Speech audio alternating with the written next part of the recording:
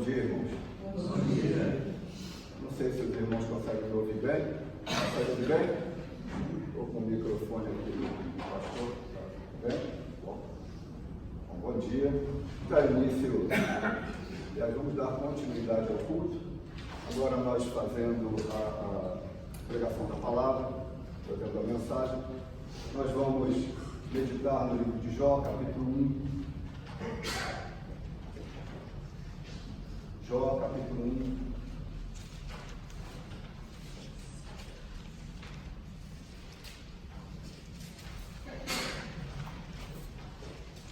Nós vamos meditar do versículo 1 ao versículo 5.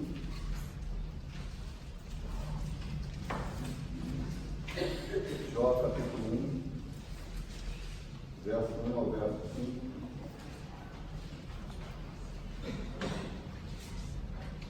Assim diz a palavra do nosso Deus. Havia um homem na terra de Uz, cujo nome era Jó. Homem íntegro e reto, temente a Deus e que se desviava do mal. Nasceram-lhe 7 filhos e 3 filhas.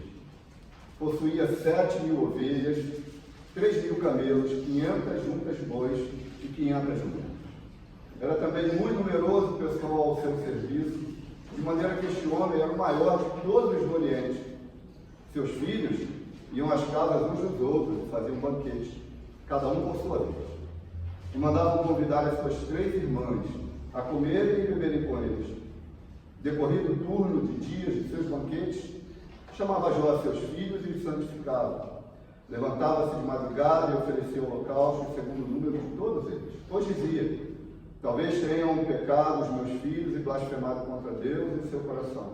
Assim o fazia Jó continuamente. Vamos orar?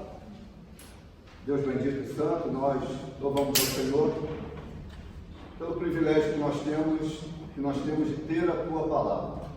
Isso para nós, ó Deus, é um regozijo ímpar. Muito obrigado pela Tua palavra, muito obrigado por essa igreja, muito obrigado pela nossa liberdade cristã nesse país, que nós podemos andarmos, ó Deus, com as nossas Bíblias debaixo dos nossos braços, podemos pregar a Tua palavra com liberdade. Ó Deus, apesar da perseguição ser velada, o Senhor tem nos guardado nesse país. Muito obrigado, Deus. Agora pedimos ao Senhor que o Senhor nos fale através dessa mesma palavra, do qual o Senhor é o autor. Portanto, o Teu Santo Espírito, ó Deus, precisa nos ensinar, porque nós não sabemos como devemos. Ajuda-nos a Te amar melhor, meu Deus, porque nós também não Te amamos como devemos. Nós fazemos de maneira medíocre. Ajuda-nos a sermos melhores crentes, ó Deus, a sermos melhores irmãos, ó Deus, a sermos olhados pelo Senhor e o Senhor sentir prazer em nossas vidas. Ajuda-nos nessa manhã. Ser conosco, dá-nos um coração de terra fértil, pronto para absorver o que será dito. Ajuda-nos em nome de Jesus. Amém. Irmãos, nós vamos meditar, como eu disse, nesses 5 versículos, breves versículos, mas antes de nós entrarmos nos versículos propriamente ditos, conhecer um pouquinho do livro de Jó. Eu creio que é de fundamental importância para nós termos um pano de fundo, termos um cenário um pouco mais exposto. Nós temos aqui no livro de Jó uma obra fantástica. Uma obra que é considerada como grupo, é considerado e conhecido como grupo das obras sapiensais da Bíblia, e sendo também de uma estrutura literária e de uma capacidade retórica fora do normal. O livro de Jó é algo que nós temos que meditar com carinho, com cuidado, com zelo, para que tenhamos o devido aprendizado. Essa obra de Jó, apesar de levar o nome, Tiago, de Jó, o autor de Jó não é Jó, por incrível que pareça, né? É óbvio aqui que a maior quantidade de palavras não é do próprio Jó, mas a autoria não é dele. Porém, é de um israelita, é de um homem israelita. Existe uma corrente teológica que diz que o livro de Jó foi escrito por Iude, o israelita. Outros dizem que foi por Moisés. Por que por Iude primeiro? Por conta da palavra que ele se refere a Deus, sendo Iavé. Por conta disso, Iude é a primeira proposta de autoria do livro de Jó. A segunda, Moisés. por conta de ser um dos escritores, um dos autores de uma boa parte dos livros do Antigo Testamento. E o outro, Salomão. Salomão, por conta de haver uma exaltação muito semelhante entre duas obras aqui, entre dois capítulos em especial. Existe uma semelhança muito grande de sabedoria piedosa em dois capítulos. Primeiro, Provérbios capítulo 8 e Jó capítulo 28. São dois capítulos muito próximos em literatura. E aí eu creio que é de fundamental importância, quando chegarmos em casa, fazer uma pequena avaliação desses dois capítulos. Mas continua sendo uma incógnita quem é o autor do livro de Jó. Ninguém sabe com fidelidade qual é o autor do livro de Jó. Portanto, não há como estabelecer a sua autoria, assim como também não há como estabelecer a data da sua escrita. É interessante, né? Porque nós temos várias propostas, tanto para a autoria quanto para a data em que Jó foi escrito. Mas eu gostaria de trazer alguns pontos importantes do livro de Jó. Primeiro ponto, Jó, o local onde ele se residia, onde ele morava, era Harã. Harã era o norte da Palestina, perto de Damasco. Segundo ponto importante do livro de Jó é que os três amigos de Jó eram árabes. Alguns pontos somente para nós entendermos um pouquinho do contexto de Jó. Então, Jó morava em Harã, os seus três amigos eram árabes. Outro ponto importante é que não há qualquer referência no livro de Jó a qualquer que seja a lei mosaica, a qualquer pedaço da lei mosaica. Jó não cita nenhum pedaço da lei de Moisés. Então nós temos três amigos israelitas, Jó morava em Harã, perto de Damasco. Não existe nenhuma citação da lei de Moisés, não existe nenhuma citação a qualquer que seja fato histórico judaico. Não existe nada que fale da história judaica no livro de Jó. Não vemos nenhuma ligação do livro de Jó com nenhum rei. Por exemplo, no segundo mês, no terceiro ano do rei Dario, não tem ligação nenhuma com rei nenhum. A gente não consegue fazer nenhuma ligação com fatos ou cenários que possam nos dar mais informações do livro de Jó. Quando a gente ouve algo assim, a gente pensa, então o livro de Jó não deveria nem estar constando na Bíblia, já que ele não tem nenhuma referência a qualquer fato que seja histórico. Mas nós sabemos que o autor desse livro, ele teve acesso às fontes orais, teve acesso às fontes escritas que estavam disponíveis no período em que ele viveu. E por que eu digo isso? Porque existem duas datas que fala bastante sobre o livro de Jó. Primeiro, é a data em que Jó viveu.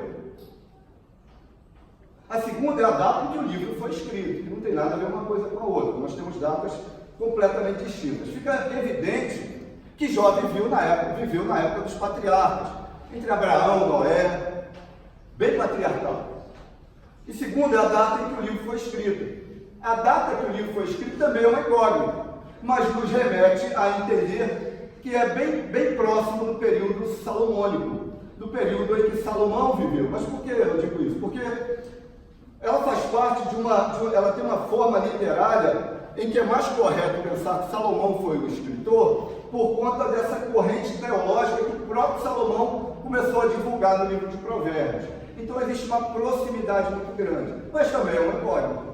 Então nós temos incógnita em quem escreveu, quando escreveu, o local em que Jó viveu é um local que existe uma certa especulação. Alguns dizem que é bem próximo de Edom. Então existem algumas especulações. Agora, foi uma obra inspirada por Deus, isso de fato.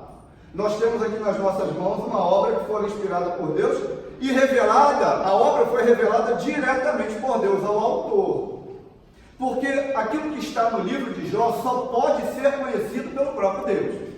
Somente Deus tem a autoridade para falar do jeito que foi dito no livro de Jó. Então o livro é altamente inspirado e que Jó, de fato, além de ser um livro inspirado, é um livro que deveria sim estar dentro do cânon da Bíblia. O foco está em Jó. E nós paramos para pensar assim, mas é óbvio que o foco está em Jó. O livro tem o foco em Jó porque, apesar dos longos períodos de conversa de Jó com os seus amigos e de Jó com Deus, o livro é de fato desse homem, o livro de Jó. Parece redundante, né? Mas o livro de Jó fala exatamente de Jó e de tudo aquilo que é ligado a ele, diretamente do seu caráter e integridade. Então nós temos um livro em que não foi escrito pelo nome do livro, mas o livro é dele. O livro de fato fala sobre o caráter de Jó, sobre aquilo de quem era Jó e como ele se comportava. Esse livro ele traz um contraste muito grande com o livro de Provérbios. Ele traz não um conflito, mas um contraste, porque o livro de Provérbios ele é um defensor da doutrina da retribuição. Provérbios é assim. Provérbios diz que narra que a sabedoria conduz à vida. É isso que o provérbio diz, que a sabedoria conduz à vida e a tolice conduz à morte. Provérbios bota um divisor de águas, ele é muito polarizado no livro de Provérbios. Ele continua dizendo que a justiça é recompensada, Provérbios diz isso, que a justiça é recompensada, mas o pecado é punido. Essa é a lógica do livro de Provérbios, ele é muito polarizado. Mas isso traz um certo contraste no livro que nós estamos meditando, no livro de Jó, porque surge aqui então uma questão que permeia todo o livro de Jó e que permeia todas as gerações e todos os tempos. Porque se o livro de Provérbios diz que existe uma polarização em que o pecado é punido e a justiça é recompensada, o livro de Jó não trata disso. O livro de Jó diz que se Deus é amor, misericórdia e justiça, por que os bons e os justos sofrem? Nós temos duas questões completamente distintas. Porque o livro de Jó trata disso. Jó, como os irmãos vão ver, nós vamos meditar aqui rapidamente, Jó era um homem íntegro, mas sofre. E isso entra em conflito com o livro de Provérbios. Isso entra em contraste com o livro de Provérbios. O ensino aqui é diferente, não, ele é complementar, para que a gente entenda de fato quem é esse Deus. Essa questão do livro que Jó traz, sobre por que o Jó é o justo e sofre? Por que os bons sofrem, já que Deus é misericórdia e justiça? Essa questão o livro de Jó apresenta e também responde de uma maneira bem convincente. Ao longo do estudo do livro de Jó, os irmãos percebem que o livro de Jó se opõe abertamente a essa ideia de que o sofrimento é sempre uma punição pelo pecado. Na leitura do livro de Jó fica claro que o livro se opõe abertamente a essa ideia de que toda vez que o homem peca, ele é punido e ele sofre pelo pecado. Os irmãos vão ver que na leitura do livro de Jó não é assim que ele trata. Ele não vê dessa maneira, por três motivos principais. Primeiro motivo, porque o narrador diz que Jó é justo. Portanto, se Jó é justo, automaticamente ele não deveria sofrer. Jó capítulo 1, verso 1. Acompanhe comigo, por gentileza. Havia um homem na terra de Uz, cujo nome era Jó, homem íntegro e reto, temente a Deus e que se desviava do mal. Bom, o autor já diz que Jó era íntegro, Jó era bom, Jó se desviava do mal. Por conta disso, se nós tratarmos o livro de Provérbios e aplicarmos ele no livro de Jó, já não funciona, porque ele era um homem justo, íntegro e bom. Segundo, o próprio Jó se julgava justo. Jó capítulo 6, verso 30, irmãos. Folhei um pouquinho mais para frente.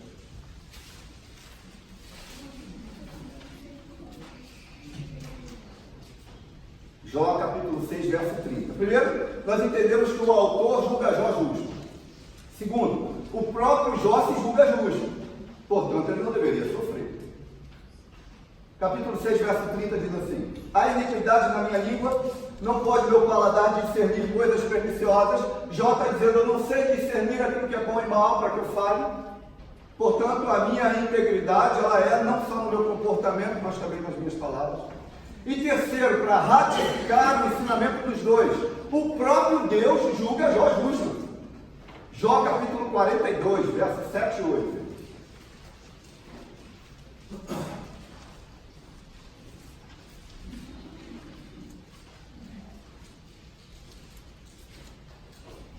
Jó capítulo 42, versos 7 e 8. Diz assim: tendo o Senhor falado estas palavras a Jó, o Senhor disse também a ele: faz o que maneira. A minha ira se acendeu contra ti e contra os teus dois amigos, porque não disseste de mim o que era reto, como meu servo Jó. Tomai, pois, 7 novilhos e 7 carneiros, ide ao meu servo Jó e oferecei holocaustos por vós. Agora notem, o meu servo Jó orará por vós,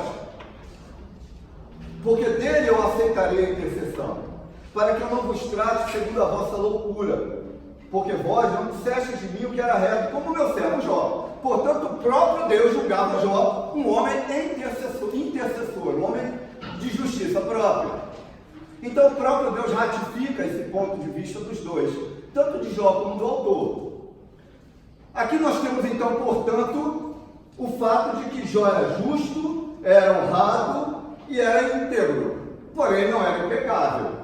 E esse é um fator importante na palavra, quando a gente estuda o livro de Jó. O autor julga Jó justo, Deus também, ele mesmo, mas o próprio Jó sabia: eu sou justo, possivelmente as minhas palavras são corretas, mas eu não sou impecável. Jó capítulo 7, verso 21.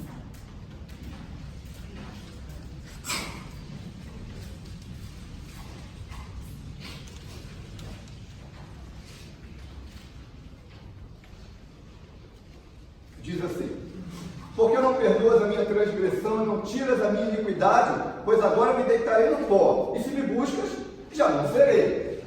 A frase começa assim: porque não perdoas a minha transgressão, Senhor? Porque não perdoas o meu pecado? Jó sabe que as palavras dele são as mais corretas, as que ele de fato deveria usar, mas ele sabe também que ele não era impecável, que ele pecava sim, que ele tinha essa tendência pecaminosa. Então Jó se reconhece como pecador. Quando ele se reconhece como pecador, automaticamente ele reconhece Deus como soberano. E essa é a resposta, Mateus, para o livro de Jó. Deus é soberano sobre todas as coisas. Jó, apesar do fato de saber que está no caminho correto, fazendo o que é justo, conforme o próprio Deus ordena, ele entende que Deus é soberano e faz o que quer, com quem ele quer, da maneira que ele quer e quando ele quer. Essa é a resposta para o livro de Jó. Quando nós temos a pergunta, a questão anterior que nós falamos aqui, se Deus é amor, misericórdia e justiça, por que os bons e justos sofrem? Porque o Senhor é soberano, simples assim. Ele faz do jeito que ele quer, com quem ele quer, da maneira que ele quer, no momento que ele quer. Essa semana eu estava conversando com alguém e eu falei assim, que essa pessoa me perguntou a respeito sobre a bondade de Deus. Deus é bom o tempo todo. E ele tem aquela questão, uma questão que ninguém nunca consegue chegar num consenso lógico, humanamente falando. Se Deus é bom o tempo todo, porque o mal acontece, tudo. Existe uma filosofia bem grande por trás disso daí. Mas depende muito do nosso ponto de vista. Deus é bom no ponto de vista de quem? Meu ou dele? Isso é bom para mim no meu ponto de vista ou no ponto de vista dele? No ponto de vista dele, sempre tudo é correto, porque ele o quer assim. E Deus é soberano sobre todas as coisas. Essa é a resposta para o livro de Jó. Deus é soberano sobre todas as coisas. Por que os justos sofrem? Porque Deus é soberano sobre todas as coisas. Ele é dono de todas as coisas. Ele acha que assim é o melhor no ponto de vista dele. Isso me acalma, isso me dá segurança. Eu me recordo que há anos atrás eu pensava, mas isso me traz intranquilidade. Hoje, Mateus, eu digo, isso me traz segurança, porque eu estou nas mãos de Deus que sabe de todas as coisas e tudo é bom nos olhos dele, na ótica que ele quer. Isso de fato é bom. Dito isso, vamos meditar no texto, nos 5 versículos que nós vamos trazer. O título do sermão de hoje que eu trago aos irmãos é A Misericórdia de Deus e Sua Soberania versus a Integridade de Jó. Versículo 1 diz assim, voltemos ao verso 1. Havia um homem na terra de Uz, cujo nome era Jó, homem íntegro e reto, temente a Deus e que se desviava do mal. Havia um homem, ou no original hebraico, um homem havia, porque é ao contrário. Um homem havia. Gostaria que os irmãos notassem aqui que se trata de um homem comum. Guilherme não é um super-homem, não é alguém fantástico, é um homem comum. Havia um homem, em que a Bíblia narra que nem genealogia ele tem. Havia um homem. Havia um homem. O homem havia sem genealogia, tendo como nome original Iov, que é o nome original, Iov. Em hebraico, Jó. que tradicionalmente é traduzido com algumas interpretações, que também não é possível que seja de fato fielmente ratificado, porque alguns nomes foram dados, são interpretados. Jó é interpretado por alguns nomes, por exemplo, pesaroso. Jó pode ser reconhecido como um homem pesaroso, como um homem perseguido, embora também admita várias outras interpretações, como por exemplo, aquele que retornará. Jó pode ser interpretado, Jó é aquele homem que retornará. Jó pode ser interpretado como aquele homem que persiste. Jó pode ter várias interpretações. Jó pode ser conhecido como qualquer interpretação óbvia ou lógica para o cenário em que o próprio Jó vivia, indicando que esse nome trata de uma apologia constante a alguém que é perseverante na fé. Alguém que é perseverante na fé, quando a gente fala, tenha a paciência de Jó, a gente na verdade não está decifrando o nome de Jó, a gente está afiliando o nome de Jó à perseverança na fé. Mas o nome de Jó não tem uma interpretação fiel na língua, no hebraísmo, na língua hebraica. Sendo assim, a gente não tem nenhuma evidência. A gente não tem nada que de fato diga que o significado de Jó é isso, porque são muitas possibilidades. Agora, olha que interessante. Nós não sabemos onde Jó de fato viveu. Não temos plena convicção. Nós não temos plena convicção da data em que o nome dele foi escrito, da data em que o livro dele foi escrito.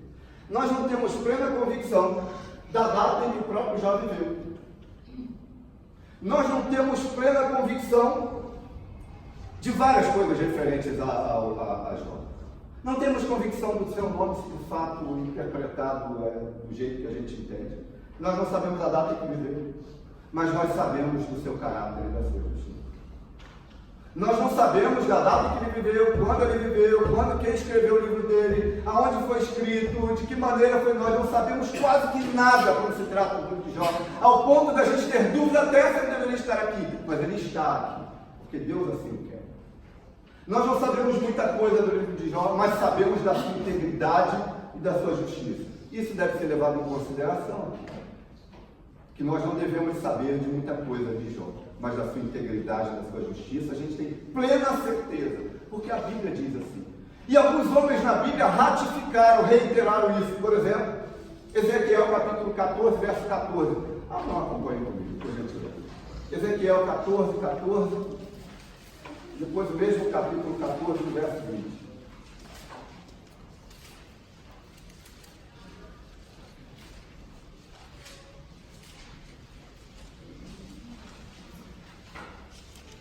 Ezequiel 14, 14.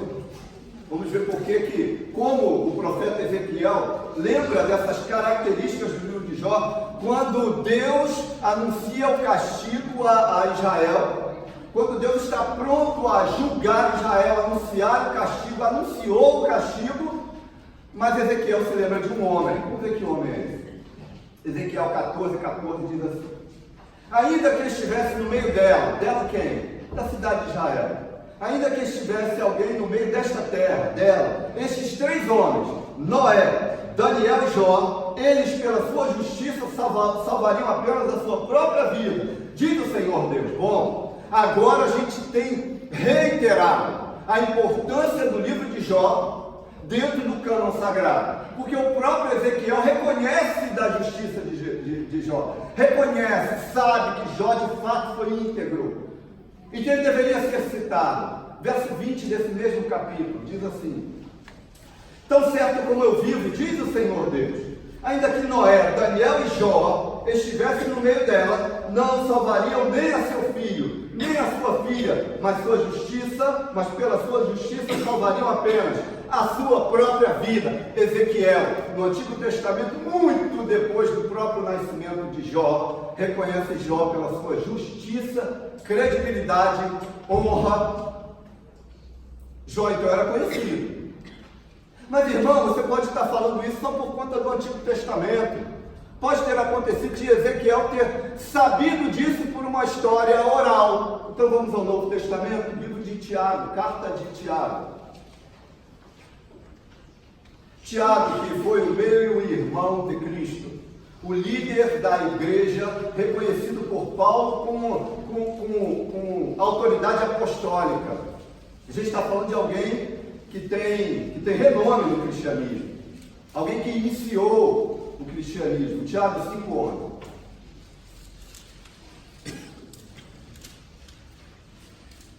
Tiago aqui, ele vai citar Jó quando ele está instruindo os outros irmãos a se manterem firmes durante a perseguição. E Tiago diz assim, 5:11: Eis que temos por felizes os que perseveraram firmes. Tendes ouvido da paciência de Jó, e vistes que fim o Senhor lhe deu, porque o Senhor é cheio de terna misericórdia e compassivo. Bom, agora nós temos um líder do cristianismo no início da igreja, lá no início, lá onde a perseguição se iniciava. Tiago dá Jó como exemplo pela sua paciência e pela sua justiça. Nós temos aqui homens que são reconhecidamente reconhecidos pelo cristianismo, agora falando da integridade de Jó. Portanto, se existia qualquer que seja a dúvida sobre a justiça, sobre o caráter de Jó, ela se dissipa completamente aqui. Porque nós temos muitas provas da integridade desse homem. Ele era da terra de Uz, continuando no verso 1. Ele era da terra de Uz, possivelmente, como dizem alguns historiadores e arqueólogos, hoje seria na Arábia. Hoje é o que nós temos, seria mais próximo entender, seria a leste de Petra, na Arábia, uma região situada a noroeste da Arábia Saudita. Então, nós temos uma proximidade de onde Jó, de fato, viveu. Nós temos algo ali um pouco mais próximo.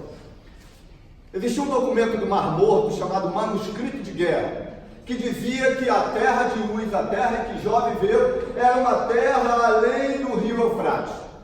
Era uma terra lá, possivelmente quando se estiver tratando da Síria. Notem, a gente está falando de várias regiões, nós não estamos falando de uma região específica. O homem viveu aqui, e cara, aí não tem. São todas muitas proximidades, muitos documentos que dizem. Nós temos algumas referências bíblicas, caso os irmãos queiram visualizar em casa. Eu elenquei aqui 3, que seria Jeremias 10:23, Gênesis 10:23, perdão, Jeremias 25:20, Lamentações 4:21, caso os irmãos queiram dar uma olhada onde de fato Jó viveu. Vocês podem estar me perguntando assim, mas por que você traz tantas informações a respeito do livro de Jó? Por que esse tão inteiro? Porque muitos de nós acreditam que o livro de Jó é uma ficção.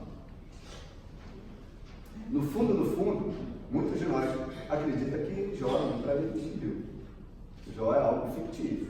De que o que Deus queria aqui era trazer um ensino somente. Por conta disso, criou-se uma história fictícia, uma história com ES. E que esse homem nunca existiu, os fatos dele nunca existiram. Nunca aconteceu. Como Deus falando para Satanás, viste meu servo Jó, homem íntegro e reto?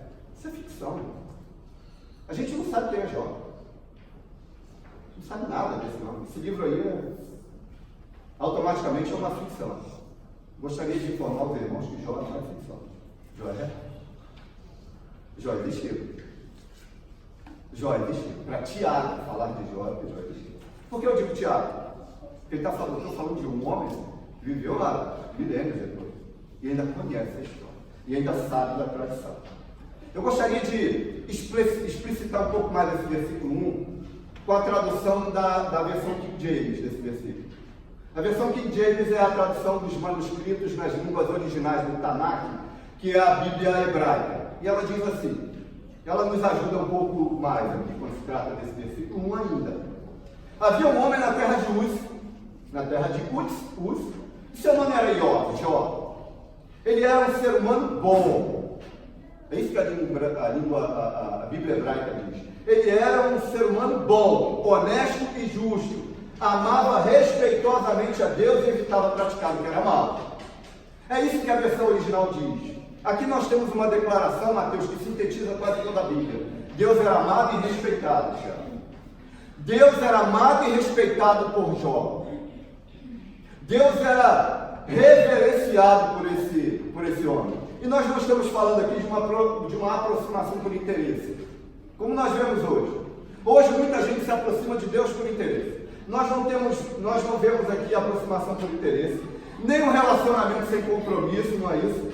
Mas a gente vê um homem temente que amava reverentemente, que mantinha um relacionamento profundo com Deus, onde havia amor, Igor, principalmente respeito.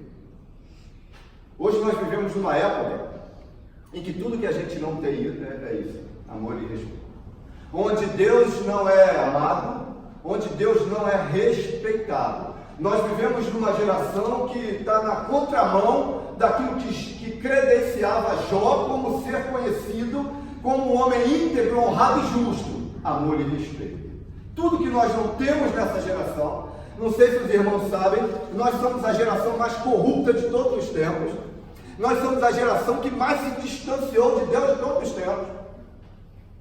Nós somos a geração mais irreverente de todos os tempos. Nós somos a geração que mais se afastou de Deus, que mais trata Deus de uma maneira irreverente, desrespeitosa, sem amor. Onde Deus ele é ridicularizado nas ruas, Deus é ridicularizado nas casas, Deus é ridicularizado nos bares, Deus é ridicularizado às vezes até dentro da igreja, até dentro das igrejas Deus é ridicularizado. E nós estamos na contramão daquilo que credenciava Jó como ser reconhecido como um homem justo, no qual o próprio Deus. Existem dois testemunhos na Bíblia que falam de homens. É Deus falando de Jó e Jesus falando de João Batista. São testemunhos do próprio Deus falando de homens. Deus olhava para Jó e falava: homem íntegro, justo e reto. Mas por que ele era homem íntegro, justo e reto? Porque ele me ama e me respeita reverentemente. Me respeita em todos os sentidos. Não é me respeita em todos os sentidos, é ficar em silêncio quando algo está sendo dito na igreja. Não. É quando eu chego atrasado à igreja. Isso é complicado. Ah, mas irmão, você está exagerando. Não. Uma vez eu ouvi dizer de um pastor, que eu também entendo em números, se não existe um motivo, faça as coisas corretas. Né? E ele falava o seguinte: quando a gente se apresenta para alguém honrado, um homem honrado, a gente se apresenta com honradez. Mas quando a gente se apresenta para Deus sendo Rei soberano, a gente se apresenta de uma maneira desrespeitosa. Isso em várias áreas da nossa vida. Eu estou citando aqui somente um exemplo. Às vezes numa conversa em que alguém ridiculariza o nosso Deus e a gente calado fica, porque a gente não tem, por falta de estudo, por falta de estrutura bíblica, a gente não consegue rebater. E Deus, de alguma maneira, parece que esperando nós falar, mas a gente não fala, porque a gente desrespeita Deus. Alguém que ridiculariza o nosso Cristo e a gente deixa por isso mesmo. Mas nós estamos nessa geração, somos tendenciosos a fazer a mesma coisa. Mas Jó era conhecido como justo, íntegro e reto, porque amava e respeitava isso. Versículo 2, irmãos. Nasceram-lhe 7 filhos e 3 filhas. Façamos um comparativo com o livro de Salmos aqui. Salmo 127, do 3 ao 5, eu vou ler só acompanhar. Salmo 127, verso 3 ao 5, diz assim: herança do Senhor são os filhos, o fruto do ventre e seu galardão, como flechas na mão do guerreiro, assim os filhos da mocidade. Feliz o homem que enche deles a sua aljava, não será envergonhado quando pleitear com os inimigos à porta. Queridos, a aljava de Jó estava cheia, já que ele tinha 7 filhos homens. A aljava de Jó estava cheia. Era um bom número. 7 filhos homens, Guilherme, era um bom número. E naquela época em que Jó vivia, ter filhos homens era fundamental. Então ele tinha uma família completa, 7 filhos homens. Mas Deus é tão misericordioso, é tão bondoso, que contemplou ele com umas 3 filhas. E ele agora deixou de ter uma família completa e passa a ter uma família mais do que completa. Ele passa a ter uma família não com 7 filhos, mas ele tem um bônus. Deus se agraciou tanto desse homem que disse: vou lhe dar 7 filhos homens. É bom? É completo? É. Então toma mais 3 filhas mulheres, para que a sua família seja vista como uma família perfeita. Quando eu comparo esse versículo aqui com o livro de Ruth, no capítulo de número 4, no versículo 15, capítulo 4, do livro de Ruth, quando Ruth recebe a declaração de que Noemi está grávida de Boaz, que vai conceber um filho, que depois seria Obed, que é o avô de Davi, diz assim: ele será o restaurador da tua vida. É alguém dizendo, declarando isso para Noemi. Ele será restaurador da tua vida e consolador da tua velhice. Pois tua nora, Ruth, que te ama, o deu à luz, e ela te é melhor do que 7 filhos. Então notem, nós estamos aqui falando, já em outro contexto, de que ter 7 filhos é a completitude de uma família perfeita. Ter 7 filhos. E aqui Noemi recebe essa declaração de que Ruth é uma família perfeita para ela, representando 7 filhos.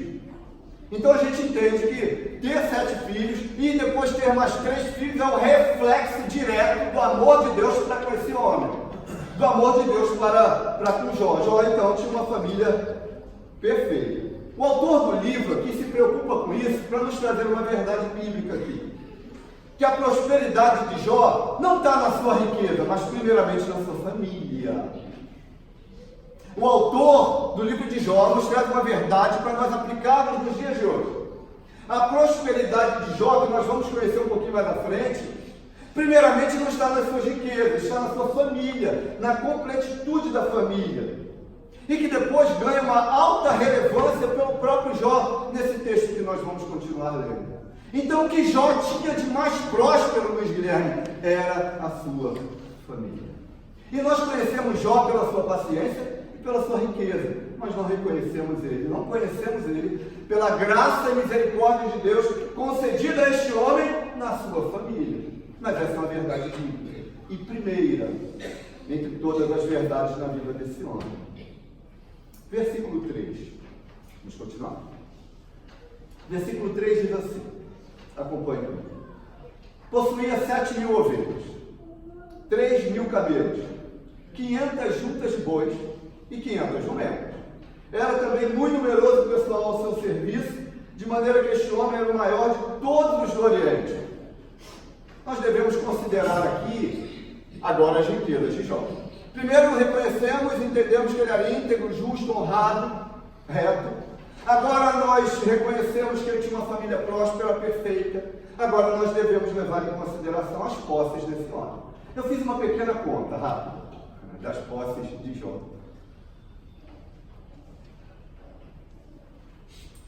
Ele tinha 7.000 ovelhas. Eu fiz uma continha rápida, fui buscar na internet. Quais são os valores se fosse hoje?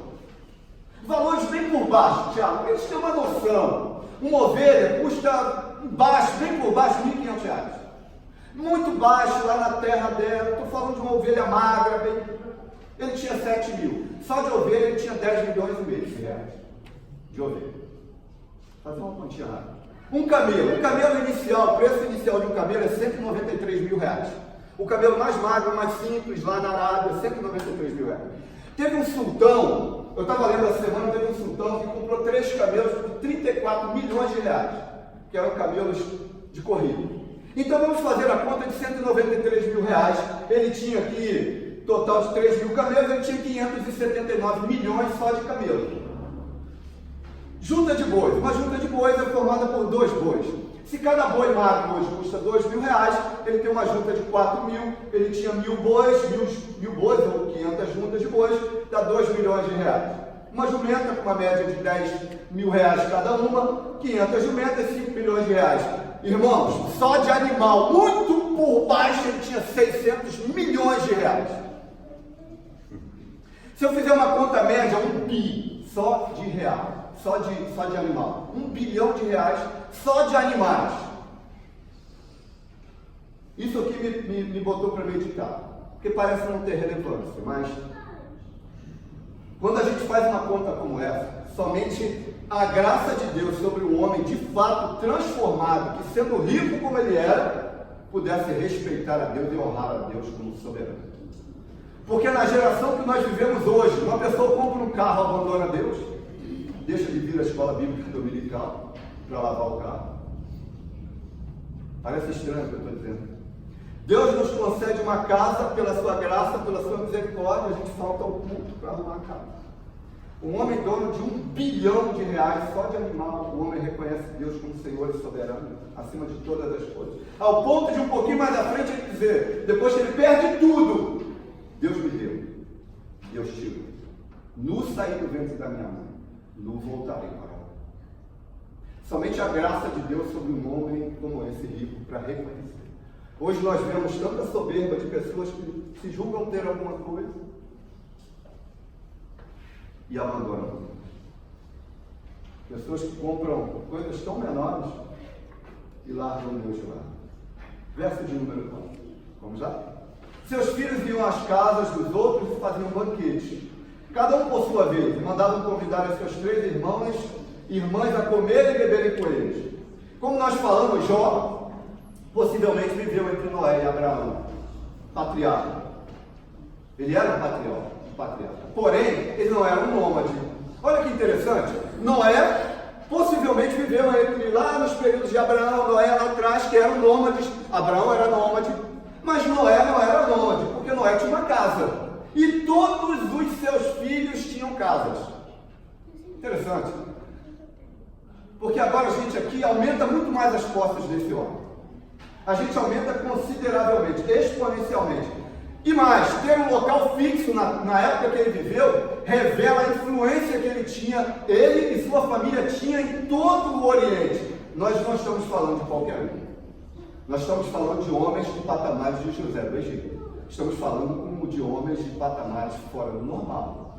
Esse homem não era nômade, ele tinha uma influência tremenda. Imagine, os filhos de Jó, como diz o versículo, faziam banquetes, promoviam banquetes em suas casas e mandavam convidar suas irmãs para participarem.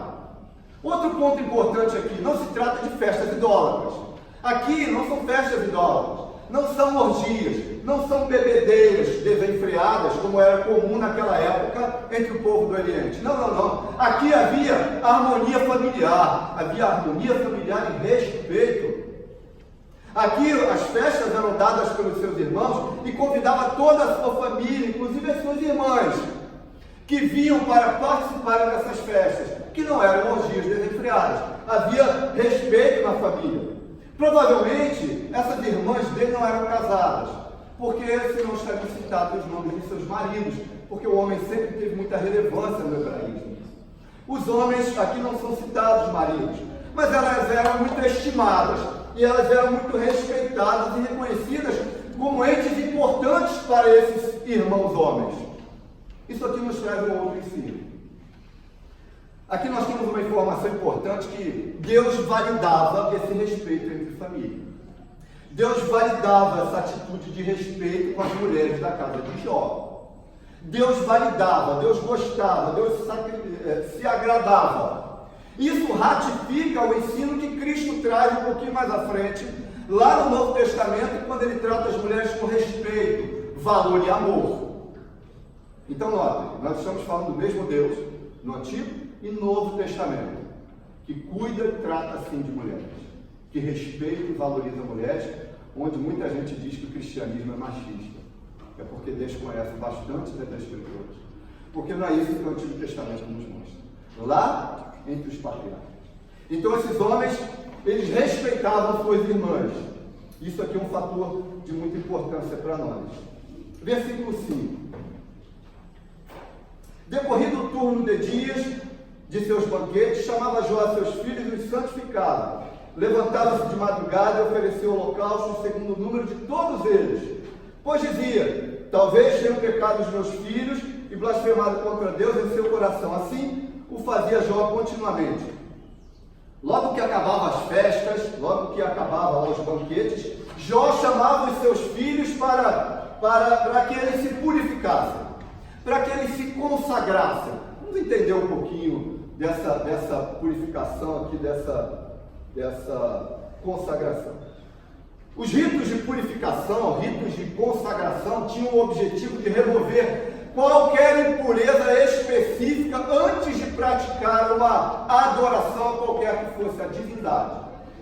Então nós temos alguém que tem o desejo de adorar essa divindade, mas antes ela deveria passar por ritos de purificação e de consagração. Isso nos traz uma grande importância, porque assim como para Jó, isso eram representações visuais de verdades espirituais. A ceia, por exemplo. A ceia, por exemplo, é um sacramento em que nós temos verdades espirituais que são explicitadas por representações visuais. Para ele, naquela época, isso era de fundamental importância, que houvesse uma purificação antes de eu adorar ao Senhor, e que eu me purificasse, que eu me consagrasse ao Senhor, que eu me preparasse para o rito de uma maneira reverente e respeitosa, me consagrando ao Senhor. Dois pontos importantes aqui. Primeiro, ponto importante em cima dessa consagração promovida por Jó. O que Jó estava fazendo aqui é promovendo o exemplo. Primeiro, Jó promovia o exemplo aos seus filhos da necessidade constante de consagração a esse Deus. Que as pessoas devem se purificar e se consagrar a esse Deus. Isso era uma parte integrante do ensino de Jó aos seus filhos, que eles tivessem sempre esse período de consagração ao Senhor. Segundo, Jó sacrificava em holocaustos para cada um de seus filhos. Não era um boi para todos, era um para cada um. Para cada um, Jó sacrificava um boi. Vamos entender um pouquinho esse cenário aqui. A gente precisa considerar algo. O holocausto era o sacrifício mais caro de todos eles. O holocausto era o sacrifício mais custoso dentre todos. Era uma oferta queimada onde todo o animal era consumido. Tudo era sacrificado, completamente queimado e totalmente consumido pelo fogo. Então era um animal para cada filho, altamente custoso para Jó. Mas ele era um homem rico, mas custa. E ele sacrificava um animal para cada um que fosse filho. Isso nos traz outra verdade espiritual para o dia de hoje.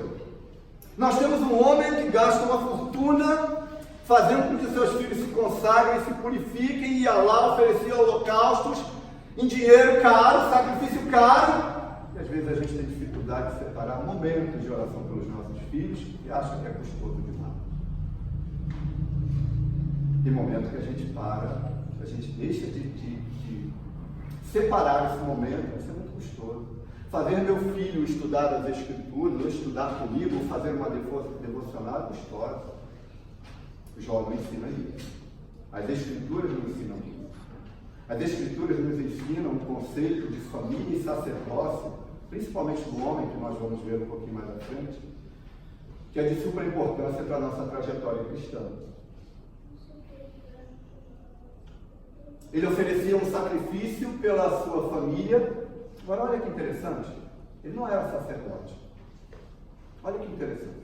Jó não era sacerdote e ele oferecia sacrifício como se fosse um sacerdote. Ele oferecia sacrifício no qual ele não podia. Ele não era sacerdote, ele era altamente proibido que qualquer pessoa fizesse isso, a não ser um sacerdote. Isso mostra que Jó viveu antes do cativeiro.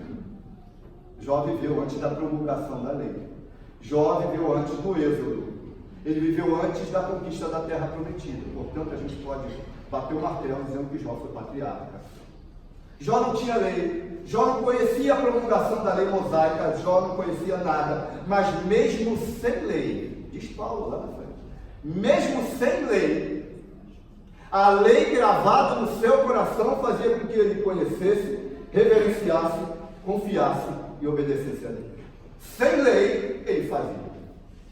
Sem lei, ele era indesculpável. Ele fazia.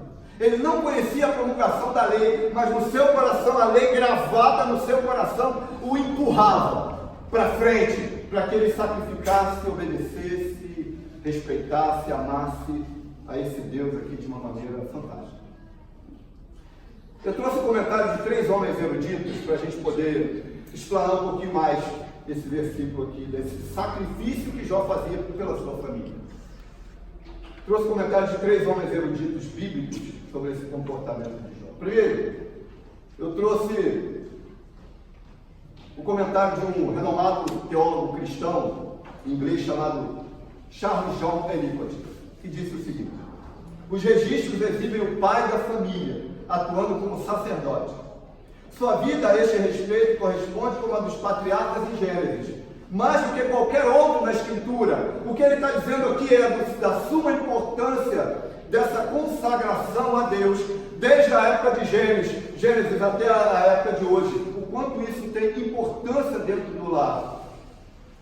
Segundo o comentário de um outro teólogo metodista e erudito bíblico britânico, chamado Adam Clarke, diz assim: a razão pela qual Jó ofereceu os holocaustos parece ter sido este: num país onde a idolatria floresceu, parece o Brasil, ele achou possível que seus filhos pudessem, em suas festividades, ter dado lugar a pensamentos idólatras, ou feito algo prescrito por ritos idólatras.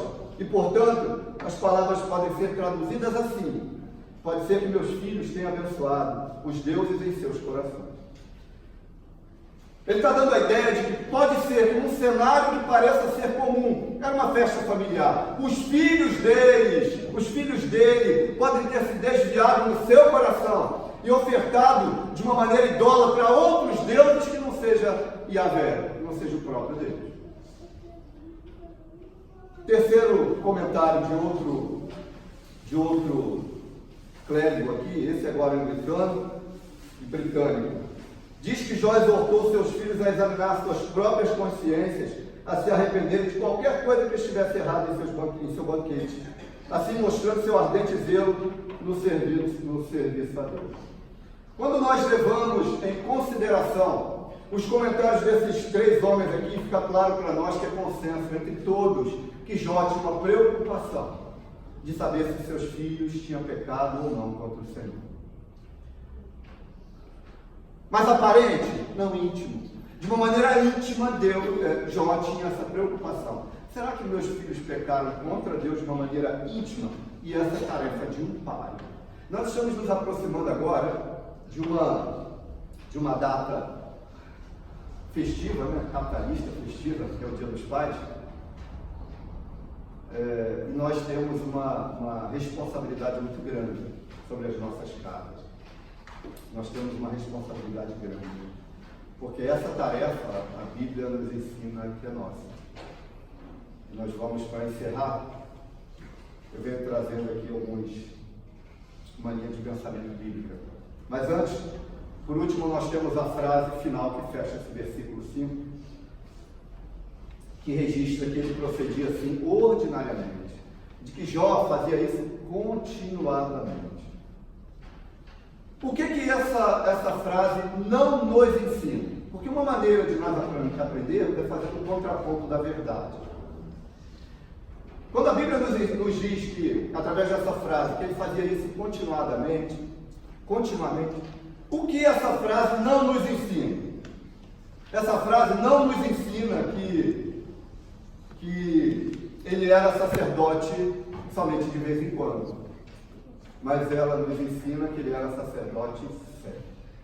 Continuamente. O fogo continuará ardendo sobre o altar, nunca se extinguirá. Continuadamente, Jó fazia esse sacrifício e essa consagração, porque ele entendia que a sua vida era uma vida de sacerdócio familiar. E ele tinha essa responsabilidade direta sobre sua família, sobre tudo aquilo que acontecia na sua casa, e o Novo Testamento diz que ele era o cabeça da sua casa. Então a Bíblia ela é inerrante. O ensino lá de trás é o mesmo ensino aqui da frente do Novo Testamento. É inerrante. Como sacerdócio familiar e cabeça da sua casa e da sua família.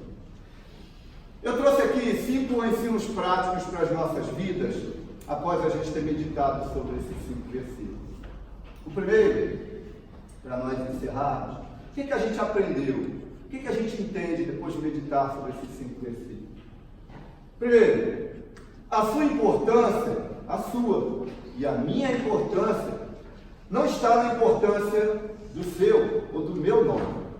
Não está na importância de quem você e eu somos. Não está na importância de onde você mora ou onde eu moro.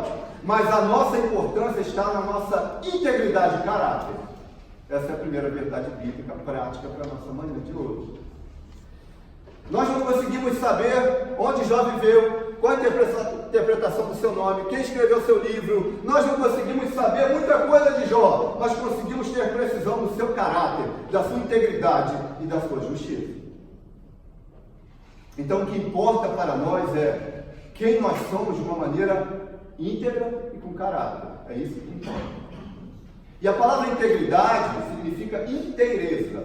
Integridade é eu ser aqui de um jeito, eu ser aqui do mesmo jeito, aqui do mesmo jeito, na minha casa do mesmo jeito, no meu trabalho, eu sou íntegro. Isso é ser íntegro. Isso era o que Jó era, íntegro. E é isso que nos importa. Segunda verdade, segundo ensino prático para nós, precisamos nos reconhecer como pecadores dependentes de Deus. Jó, apesar de se julgar com palavras justas e íntegras, e temente a Deus, ele reconhecia que ele era um pecador, e de que Deus era soberano sobre todas as coisas, acima da vida dele, porque Deus faz do jeito que ele quer, com que ele quer, da maneira que ele quer, no tempo que ele quer, porque ele é soberano sobre todas as coisas. Vejamos Deus como John Calvino. Deus é soberano sobre todas as coisas. Terceiro ensino prático para nós: devemos amar e respeitar reverentemente a Deus como cidadãos do céu e não no curso deste mundo. As igrejas hoje tendenciam a ser irreverentes. Sejamos nós diferentes e vistos como cidadãos dos céus, reverentemente respeitando a esse Deus que é rei sobre todas as coisas. Quarto, devemos ser exemplos de consagração a Deus aos nossos filhos e parentes próximos, para que façam a mesma coisa. Nós, pais, sejamos exemplo de consagração, purificação, leitura das Escrituras e oração, para que as outras pessoas da nossa família façam a mesma coisa. E quinto, para encerrar, e esse quinto é direto para nós, pais. Não estou falando de mãe, estou falando de pais. Falando de pais, a responsabilidade aqui é do homem, nós pais. Eu sei que a mãe também tem seu grau de responsabilidade. E nós temos uma mania feia, desde criança. Quando uma criança fazia alguma coisa, alguém dizia: sua mãe não te ensinou, não? Sua mãe não te explicou isso, não? Como se a culpa fosse toda da mãe. O pai é o provedor da casa, e isso era nos anos 70. Meu pai era assim. Existia essa distinção, né? Existia essa distância entre pai provedor e mãe acolhedora. Mãe ensinava tudo e pai se mantinha como provedor. Mas não é o que a Escritura ensina, não. A Escritura ensina a proximidade da sua família, sacerdócio familiar, e responsabilidade dos filhos é do pai. É da mãe? Da mãe. Mas não só da mãe, é do pai. O pai é a cabeça da casa, como diz as Escrituras. A gente aceite ou não. A gente pode até não concordar, mas eu não concordo. Mas você tem que aceitar, porque as Escrituras dizem assim. Então, direto para nós, pais, nós somos sacerdotes e responsáveis pelas atitudes dos nossos filhos. E devemos orar e consagrar nossa família ao Senhor todos os dias, ordinariamente, como Jó fazia. É isso que a Escritura diz. É óbvio que a gente sempre se apoia em algo, mas eu não tenho tempo, meu irmão. Você não conhece a minha vida. Nós realmente não conhecemos a vida um do outro. Mas nós temos sempre uma possibilidade de encontrar uma justificativa para não fazer aquilo que é responsabilidade nossa. Então fica aqui o ensino para nós. A responsabilidade é dos pais. Nós temos responsabilidade sobre nossas famílias. Nós orando, nós consagrando, nós dedicando tempo, nós fazendo devocionais dentro de casa. Nós fazendo. Porque nós somos responsáveis por isso. Deus nos abençoe e nos guarde.